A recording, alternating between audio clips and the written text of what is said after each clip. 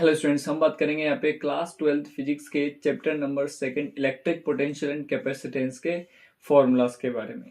ठीक है, तो कैपेसिटेंस जो है इसमें हमने डिस्कस कर लिया था। कैपेसिटेंस में Q प्रोपोर्शनल V, ठीक है, Q इक्वल्स टू CV और C इक्वल्स टू हमारे पास फॉर्मूला आ गया था Q अपॉन V। और अगर हम Q को कर देंगे 2Q तो V हो जाएगा 2V, देन 2 से 2 कैंसिल आउट, अगेन हमें मिल जाएगा Q बाय V। और हमने इसमें कहा था कि अगर ऐसा है तो फिर ऐसा है तो फिर C जो है वो Q और V दोनों पर ही डिपेंड नहीं करता है। Q does not depend on Q and V, sorry, C does not depend on Q and V, क्योंकि प्रोपोर्शनलिटी है, जितना हम Q में इंक्रीमेंट कर रहे हैं उतना ही इंक्रीमेंट किसमें हो रहा है, V में हो रहा है। तो C हमें कॉन्स्टेंट ही मिल रहा है क्योंकि ये C जो है वो Q और V का रेशो है। ठीक है, अच्छा, C अगर डिपेंड नहीं कर रहा Q और V पर तो फिर किस पर डिपेंड कर रहा है, तो C is depend on radius of conductor. जो भी कंडक्टर हम लेंगे उसके रेडियस पर डिपेंड करेगा। ठीक है, शेप और साइज पर डिपेंड करेगा कि उस कंडक्टर का शेप कैसा है, साइज पर डिपेंड करेगा, नेबरिंग मीडियम पर, पास में रखे हुए मीडियम पर भी डिपेंड करेगा कैपेसिटेंस ऑफ कंडक्टर। फिर हम आगे बात करते हैं इसमें कि यहाँ पर यूनिट क्या है। तो ऐसा यूनिट क्या है कैपेसिटेंस का, ऐसा यूनिट होता है कैपेसिटेंस का फेरेड।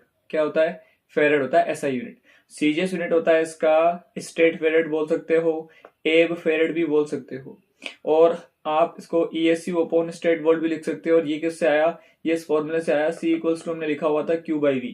Q का होता है कूलम, V का होता है वोल्ट, और ये होता है SI में। CGS में Q का क्या होता है, ESU होता है, और वोल्ट का क्या होता है, स्टेट वोल्ट होता है। मतलब हम CGS में stat farad equals to stat farad को हम लिख सकते हैं ESU अपॉन स्टेट वोल्ट। ये डेराइव्ड CGS यूनिट है।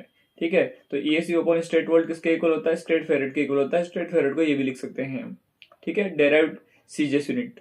ठीक, फिर हम इसमें आगे बात करें कि 1 फेरेड जो है, 1 फेरेड की वैल्यू हम कैलकुलेट करना चाहते हैं किसमें, स्टेट फेरेड में। तो 1 फेरेड इक्वल्स टू पहले हम लिखेंगे 1 coulomb upon 1 volt, 1 coulomb upon 1 volt.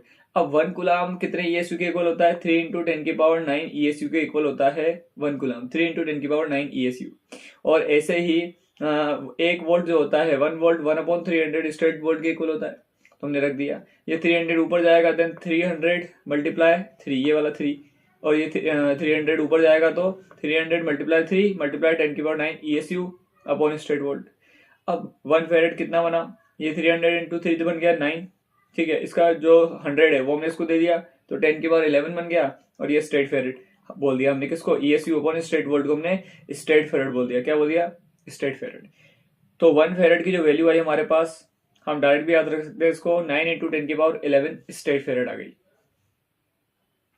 Dimensional formula, dimensional जो फॉर्मूला है कैपेसिटेंस का, वो कैलकुलेट करने के लिए पहले हमने C का फॉर्मूला लिखा, C equals to Q by V। Q को Q रखा, V को लिखा हमने W बाई Q, तो W यहाँ रह गया और बाई Q ऊपर चला गया।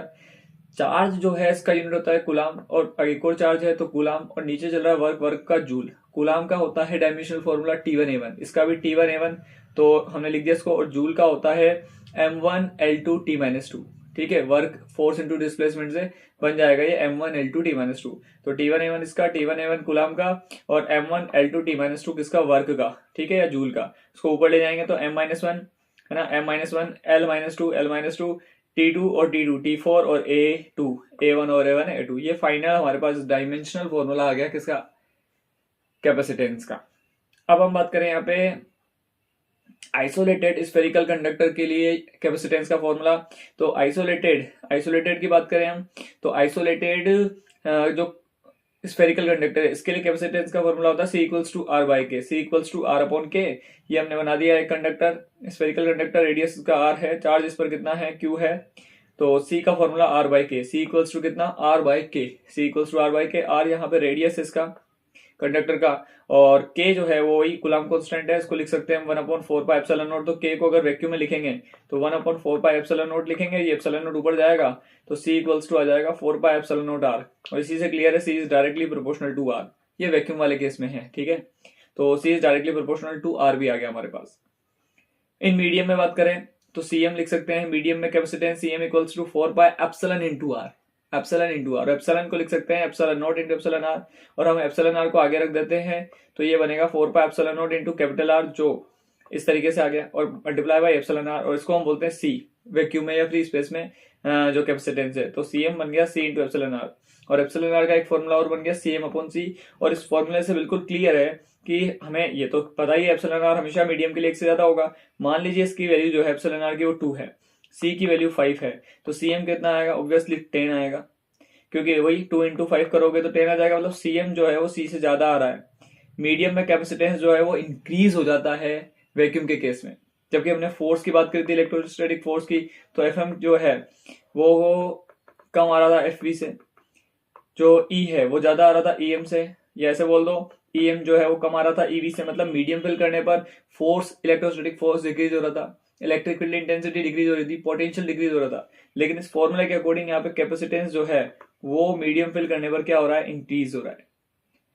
तो हमने यहाँ तक की बातें लेक्चर में कवर करी, आगे की बातें हम नेक्स्ट लेक्चर में कवर करेंगे। Okay, thank you.